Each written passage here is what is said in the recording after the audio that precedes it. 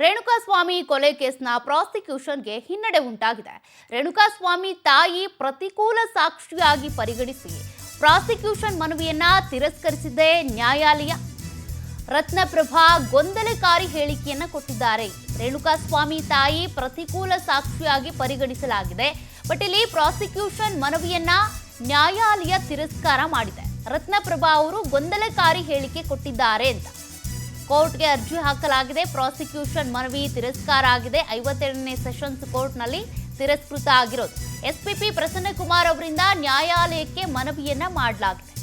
ಈ ರೇಣುಕಾಸ್ವಾಮಿ ತಾಯಿ ಹಾಗೂ ತಂದೆ ಇಬ್ಬರನ್ನು ಕೂಡ ಇಲ್ಲಿ ಹೇಳಿಕೆಗೆ ಅಂತೇಳಿ ಕರೆಸ್ಕೊಂಡಿದ್ರು. ಹೇಳಿಕೆ ದಾಖಲು ಮಾಡಿಕೊಂಡಿದ್ದಾರೆ. ಬಟ್ ಇಲ್ಲಿ ಗೊಂದಲಮಯ ಹೇಳಿಕೆಗಳು ಕೇಳಿ ಬರ್ತಾ ಇವೆ.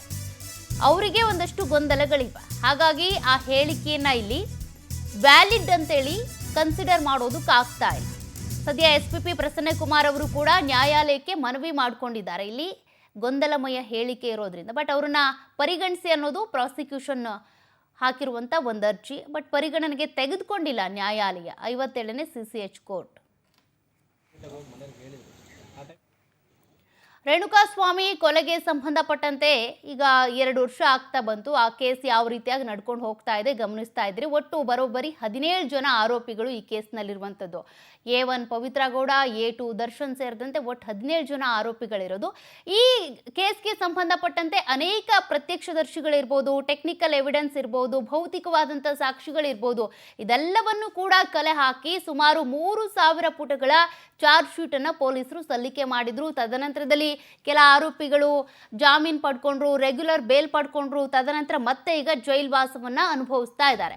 ಬಟ್ ಈ ಕೇಸಿಗೆ ಸಂಬಂಧಪಟ್ಟಂತೆ ರತ್ನಪ್ರಭಾ ಏನಿದ್ದಾರೆ ಗೊಂದಲಮಯ ಹೇಳಿಕೆಯನ್ನ ಕೊಟ್ಟಿದ್ದಾರೆ. ಇದು ಈಗ ಕೋರ್ಟ್ಗೆ ಸರಿ ಅನ್ನಿಸ್ತಾ ಇಲ್ಲ.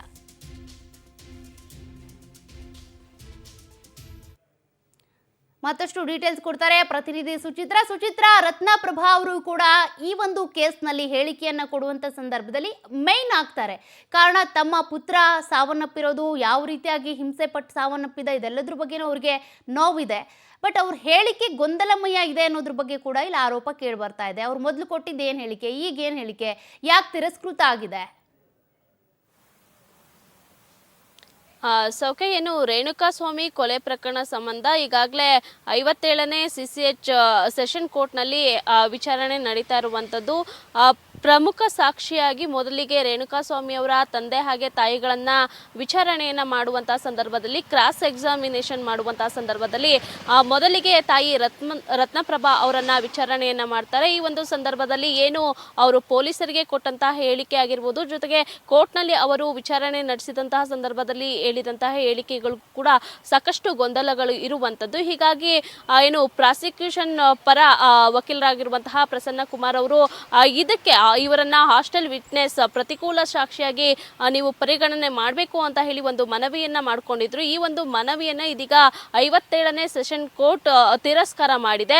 ಇದನ್ನ ಯಾವುದೇ ಕಾರಣಕ್ಕೂ ನಾವು ಹಾಸ್ಟೆಲ್ ವಿಟ್ನೆಸ್ ಅಂತ ಪರಿಗಣನೆ ಮಾಡೋದಕ್ಕೆ ಆಗೋದಿಲ್ಲ ಅಂತ ಇದೀಗ ನ್ಯಾಯಾಲಯ ಹೇಳಿರುವಂಥದ್ದು. ಇದು ಎಲ್ಲೋ ಒಂದ್ ಕಡೆ ದರ್ಶನ್ಗೆ ಇದು ಪಾಸಿಟಿವ್ ಪಾಯಿಂಟ್ ಅಂತಾನೆ ಹೇಳ್ಬೋದು. ಯಾಕಂತ ಹೇಳಿದ್ರೆ ಆ ಪೊಲೀಸರು ಈ ಒಂದು ಸಂದರ್ಭದಲ್ಲಿ ಯಾರು ಸಾಕ್ಷಿಗಳನ್ನ ಪರಿಗಣನೆಗೆ ಇವರು ಚಾರ್ಜ್ ಶೀಟ್ ನಲ್ಲಿ ಉಲ್ಲೇಖವನ್ನ ಮಾಡಿರ್ತಾರೋ, ಸಾಕ್ಷಿ ಅವರು ವಿಚಾರಣೆ ನಡೆಸಿದಂತಹ ವೇಳೆಯಲ್ಲಿ ಇವರು ಯಾವ ರೀತಿಯಾಗಿ ಒಂದು ಉತ್ತರವನ್ನ ನೀಡಿರ್ತಾರೋ ಅದೇ ರೀತಿಯಲ್ಲಿ ಕೋರ್ಟ್ನಲ್ಲೂ ಕೂಡ ಅವರು ಉತ್ತರವನ್ನ ನೀಡಬೇಕಾಗತ್ತೆ.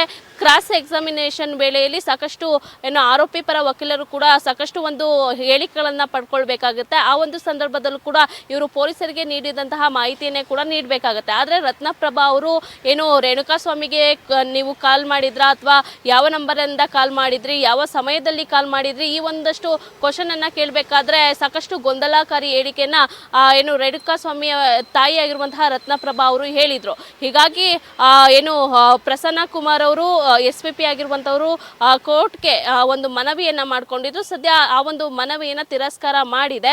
ಜೊತೆಗೆ ಇದನ್ನ ಯಾವುದೇ ಕಾರಣಕ್ಕೂ ಹಾಸ್ಟೆಲ್ ವಿಟ್ನೆಸ್ ಆಗಿ ಪರಿಗಣನೆ ಮಾಡಲ್ಲ ಅಂತ ಹೇಳಿರೋದ್ರಿಂದ ದರ್ಶನ್ ಪರ ಏನು ದರ್ಶನ್ ಹಾಗೆ ಉಳಿದ ಆರೋಪಿಗಳು ಕೂಡ ಇದು ಒಂದ್ ರೀತಿಯಲ್ಲಿ ಪ್ಲಸ್ ಪಾಯಿಂಟ್ ಅಂತಾನೆ ಹೇಳ್ಬೋದು. ಹೀಗಾಗಿ ದರ್ಶನ್ಗೆ ಮುಂದಿನ ದಿನಗಳಲ್ಲಿ ಏನು ಒಂದ್ ರೀತಿಯಲ್ಲಿ ಏನು ಈ ಒಂದು ಕೇಸ್ನಿಂದ ಹೊರಬರುವಂತಹ ಸಾಧ್ಯತೆಗಳು ಕೂಡ ಹೆಚ್ಚಾಗಿದೆ. ಸೌಖ್ಯ. ಓಕೆ, ಥ್ಯಾಂಕ್ ಯು ಸುಚಿತ್ರಾ ಮಾಹಿತಿಗೆ.